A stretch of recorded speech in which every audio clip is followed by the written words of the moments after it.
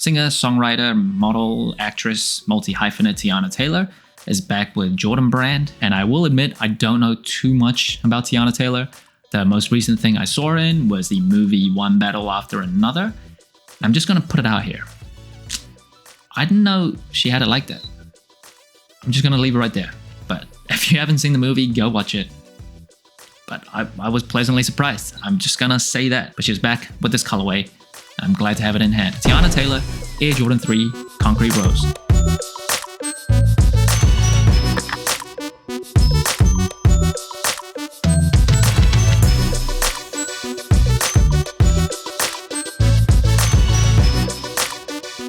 And the shoe first dropped on March 14th for $280, and it is a very expensive shoe. They clearly wanted this to be a very limited and hard to get, exclusive, special release. And of course, this is not the first Jordan Brand collaboration with Teyana Taylor.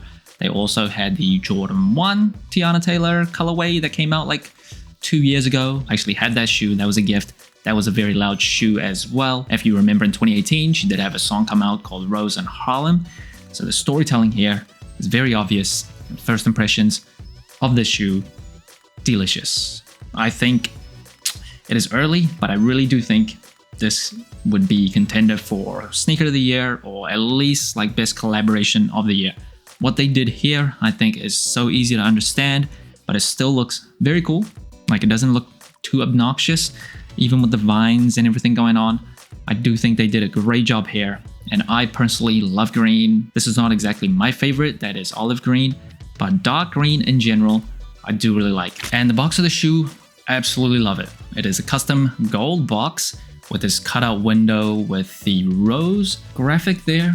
And when you open it up, there's actually like this other cover. The wings hit different when you rose from concrete.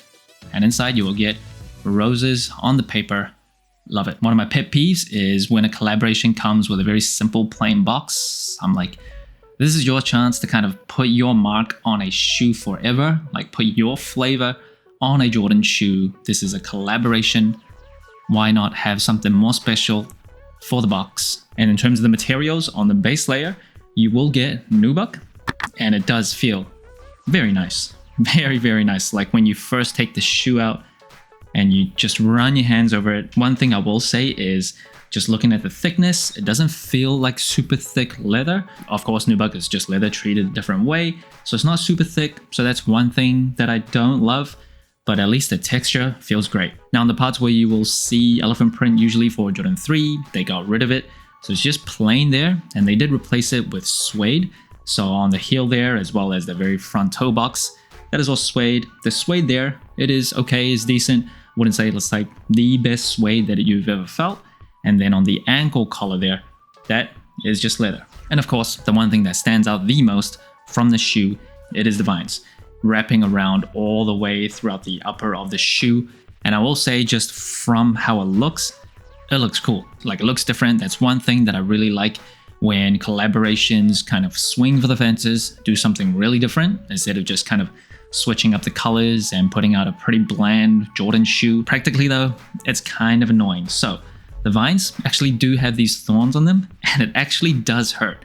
And one thing that I have to complain about, which brings me to the laces. Out of the box, you get these green kind of rope-like laces. That looks good. I like how it looks. You also get 2 extra set of laces. One, just gray, just replaces the green with gray. And the other one are these flat laces. So you'll see the phrase, the winds hit different when you rose from concrete. Now, out of the 3, I actually do prefer the green laces out of the box. Just default laces, monochromatic look, very nice. The reason why this shoe currently on this pair, like the left shoe, has these different laces is because Jordan Brand QC, I don't know if it is just my pair or if many people had this issue. The green laces that came out of the box and the top eyelets, these gold metal-like eyelets, very nice by the way, was so tight I could not actually get them out. Like, the tip of the laces was too thick, so no matter how hard I tried, I could not get it out without breaking it. I even got other people that are much more delicate with their hands to try, and it just did not work. So in a moment of frustration, I just yanked that thing out laces broke. So you will see here, it is just naked at the tip. So there goes the green laces that I would prefer out of the three. Just very, very annoying. Make it practical. Make it easy for us to change laces if you're going to give us extra laces, which I do appreciate, but it shouldn't be this hard to take the laces out. And while you're doing it too, the thorns would get caught on your fingers. So it would like scratch against your fingers, and it actually does hurt. Like, it is not the best in terms of functionality and practicality to swap laces here. Now, moving up the tongue, you will get a leather tongue actually, and instead of the Jumpman logo at the very top, you will get this circular logo, and it is actually textured like a rose, the red part. I actually didn't know that when I was like unboxing the shoe, so when I grabbed it, I was like, oh, did I break something? Because it felt flaky. And no, it's actually made that way. And you will get TEY at the bottom, of course, representing Teyana Taylor. And then behind the tongue, you will see that phrase that's on the laces again. The winds hit different when you rose from concrete. And then wrapping around to the booty of the shoe, Nike Air branding, kind of translucent there. I still don't know if this year they're going to make all 3s and 4s and 5s and 6 come with Nike Air branding on the booty. I think there was like a theory where they would switch to Nike Air branding if Michael Jordan wore like the shoe on feet. So he wore the 3s, so theoretically all Jordan 3s that come out in 2026 should have Nike Air. Usually, traditionally in the past recent years, the rule has been if you are a special release or a special collaborator, you get the Nike Air treatment. OG colorways also gets the Nike Air treatment.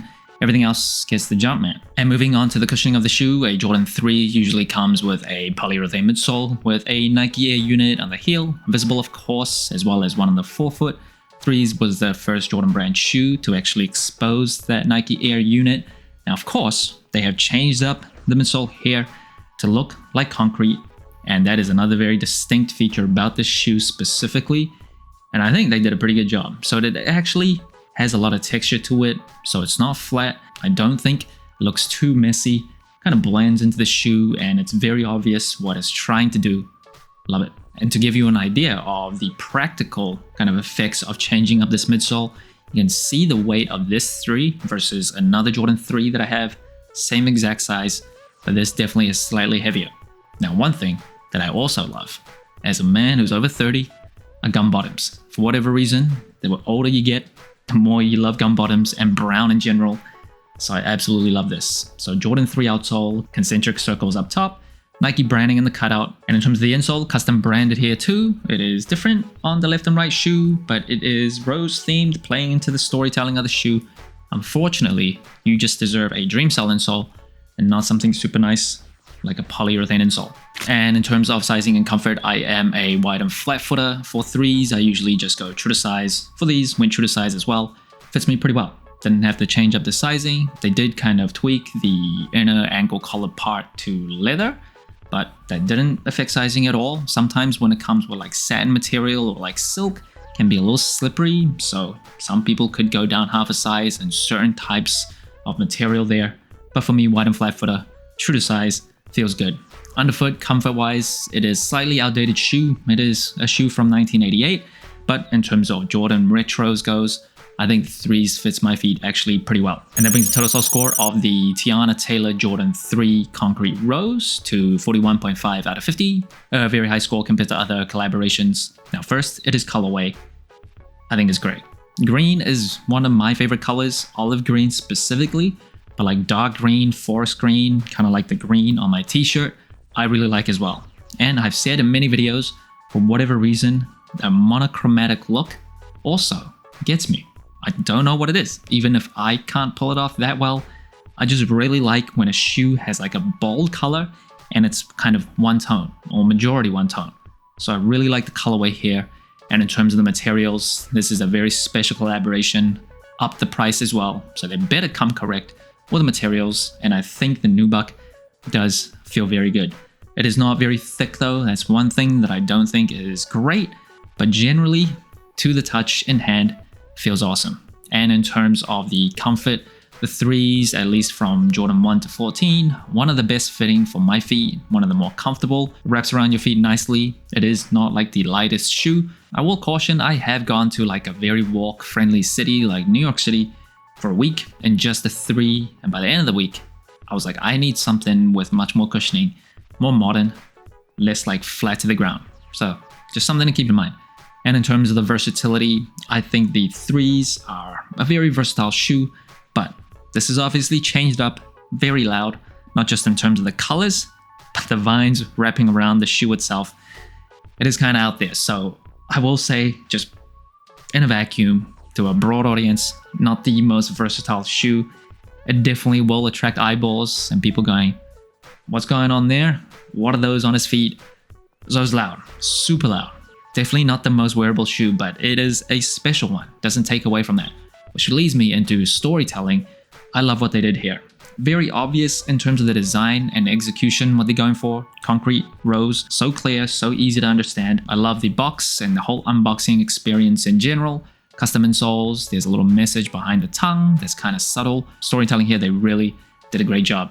And today's throwback of the day, it is the Jordan 3 Do the Right Thing that came out in 2007. Of course, Spike Lee's Do the Right Thing has played a tremendous part in popularizing Jordans in general. And this colorway was paying homage to the movie poster. So you get this blue nubuck with hints of yellow. Just a very, very bold color. And you also saw this colorway on the Spizikes as well. Spizikes obviously was for Spike Lee himself. That was one of the more popular hybrid shoes.